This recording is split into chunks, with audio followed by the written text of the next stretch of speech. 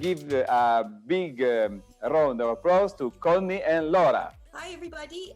Thank you for watching that. I hope it was helpful. I just want to say thank you to everybody, all the people that is here. It's amazing that I know here in Europe is a little bit late, so thank you so much for staying. One of the questions that we had during the talk was about magic and is it possible to use magic to market other material? And absolutely, it is possible to do so. There are corporate magicians, which is the specialty of magic, that specialize in engaging and using products from a corporation to liven up a talk with a group of people. This makes me remember that during Lance Burton's talk about Diana Zimmerman, he was talking about he loves to do corporate performance, and he was early in the morning doing his Dove act for Chanel, and they had requested that he use a foulard, a scarf, for the zombie effect. And he thought, well, that's kind of silly, but okay, I'll do it. And he rehearsed with it and it was fine. And then when he got to that part of his show and he pulled out the foulard and it started to float, the entire room erupted in this huge applause because it was the branding and the product that that they were there for. And so it engaged them. So absolutely, magic can be used to inspire meetings, trade shows, trade booths to get people into their booth.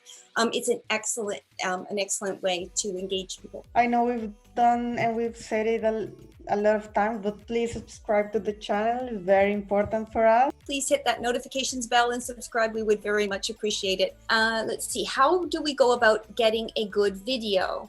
I have very little and I'm not performing in public with COVID. That's a great question. One of the things that I've noticed during this pandemic is that people have become innovative. And so right now, while the weather is good, you could go outside and film some of your magic. You could go to places that normally would be very populated. Maybe it's a monument or it's something within your community and actually film magic there. Just try to film your routines in different angles, and then you can A/B roll. That means one camera angle, another camera angle, and you can edit them together. Try to think out of the box. Try to think about things that you can do that will make you unique. And that's what we talked about with branding. So try to think about what your material is, and then think if you can think of an environment where maybe you could perform that might be completely different than anybody else is doing at this point in time. There was one here, Paprika. She's asking, Lara, if we're using Zoom shows for demos. We use Zoom to record the guests, but later we have a huge editing work. Actually, Connie is the one doing the editing part because she's the one with the magic knowledge. I'm in charge of the visual stuff and branding and marketing, but Connie is the one making the interviews and recording and editing. And as an artist, you know, every penny counts, and so you really evaluate where you spend your money. But I think spending your money on someone to help you to be digitally formidable, that will help you with this platform, I think it really makes a difference to have somebody that has insight.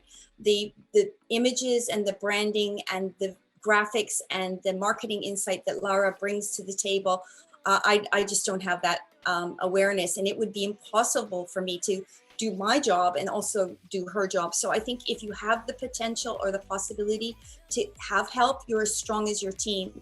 And I know that Franz Harari mentioned that yesterday. And you know, if you have a strong team, then you have a strong platform and foundation. And that's not easy when you're starting out. So start small, but take baby steps forwards and have a goal, and you know, educate yourself. Regarding the Zoom show platforms, I've seen this last 2 weeks, we've seen and reviewed 2 shows that were fabulous. One was Trapped by Menage, and which is a thriller, very exciting, suspenseful audience participation show where you're truly engaged from the moment. And that was changed my mind about virtual shows. And the second one is Carissa Hendricks' show, which is a complete different variety type of show, but which is again engages the audience, connects with the audience, and you are participating in real time and you're enjoying it. And I think it's really important. It's very difficult to break that virtual wall,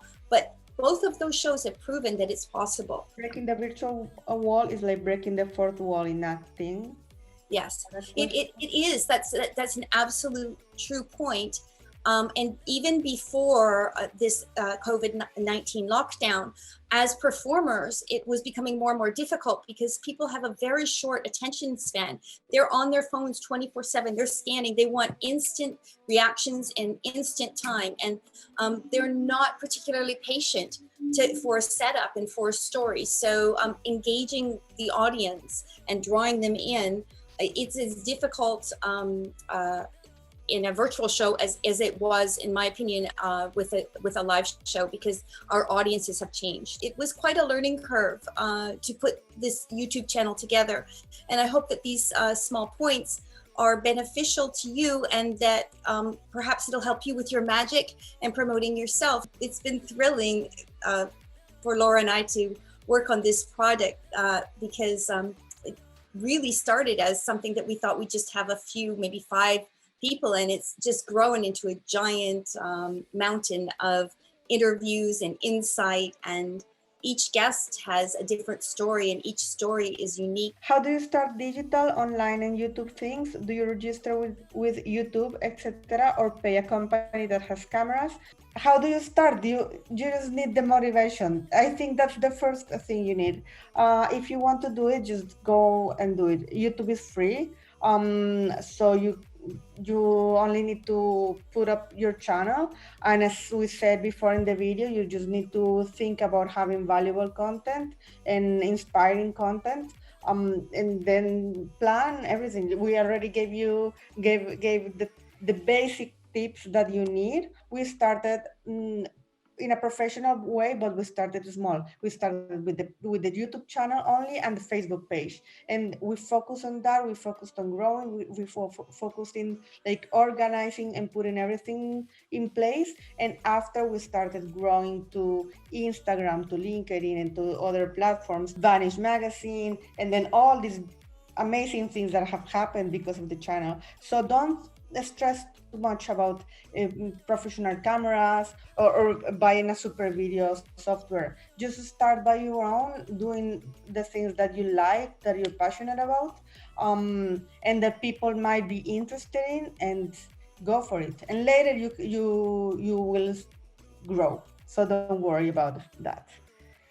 Unless you're an illusionist, and then you're in a very hard place at the moment because that really requires a theater.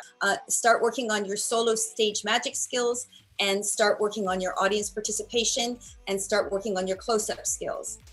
Start thinking about audience participation virtually. Start thinking of ways and stories that you could tell that will make it interesting and engaging. Again, if you have a story and you can tell a story to the camera and perform magic with that story, you've got a spot for your YouTube channel, or for whatever channel or whatever platform you're using.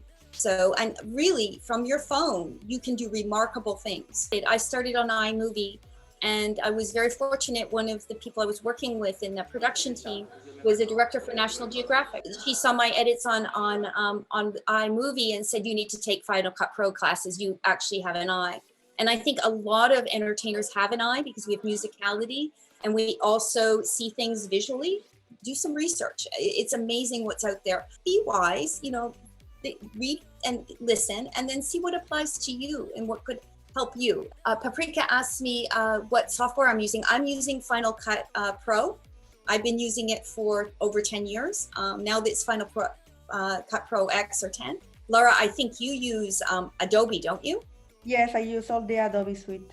Yeah, she's a true professional, and so she uses the professional software. Final Cut Pro is a professional software. They use it to edit film, but Laura's skill set is much greater than mine. Yeah, well, no, I remember I used Final Cut when I used to work in a company that they only had Final Cut, so I had to work with that. But the important thing is the content. Like really, you can even I've known YouTubers that edit in their cell phones. So don't worry too much about the software, worry about the content. Really, I can't stress that enough. Luana, thank you so much. She's been fabulous. Luana is organizing the talent and part of the technical production team, and Martina and Mario and Luana and Walter, thank you. Ciao Connie, ciao Laura. Ciao, Walter. Thank you so much. Pleasure. Thank you very much for your talk. Thank you very much for what you're doing for Magic, and I really believe that communication is probably our first future. So thank you, because you are designing a path for the future. Thank you very much. Pleasure. Thank you, Walter. Bacio. Bacio. Bye bye. Bacio, and see you online on your YouTube channel. Okay. Okay. Thank you.